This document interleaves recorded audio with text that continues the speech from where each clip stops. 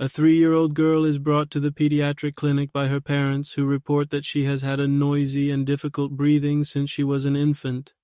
Recently, her breathing sounds have worsened and are now accompanied by a barking cough. Physical examination reveals a monophonic wheeze and stridor that worsens with crying. The patient appears mildly distressed during the examination, especially on inspiration. Considering the ongoing symptoms and presentation, what would be a likely initial diagnostic approach to identify the underlying cause? A. Pulmonary function test. B. Chest X-ray. C. High-resolution imaging or bronchoscopy. D. Allergy testing. The correct answer is C.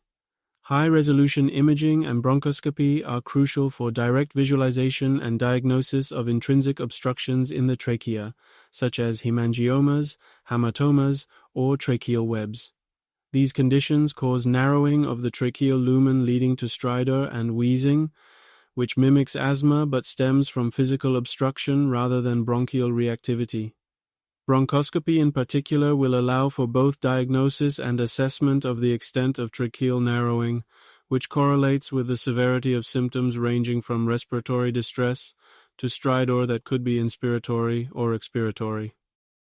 Thank you for joining this pediatric case study.